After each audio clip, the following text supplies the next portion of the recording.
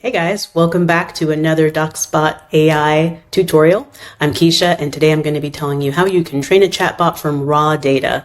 So if you have data that doesn't live in one of the standard sources we support natively, like CMS content, CRM, product lists, maybe some support tickets, the raw data option is going to be a real asset for you.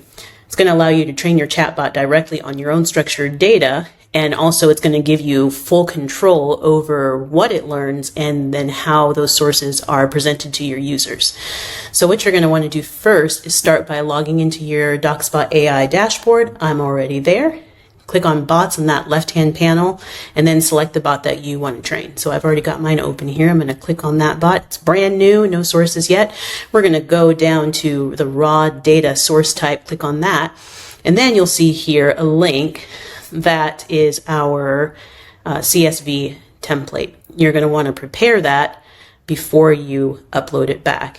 You can edit that in Excel and Google Sheets or any system that supports CSV. So next we've got a link here that goes to our documentation where you can see an example that has the 4 key columns that you're going to need to edit before you upload this CSV.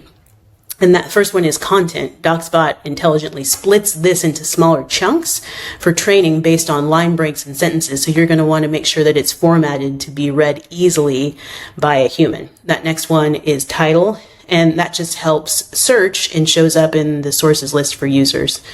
Next, you have an optional URL. If you include a URL, DocsBot makes that source clickable so the users can open the original content. And lastly, you have another optional column, and that's the page number. So if you provide a page number, DocsBot will display it alongside the title in the citations. So heading back over to where we have our bot and we downloaded that CSV file, I'm going to pretend that I already filled that out and just go ahead and drop that link back down here.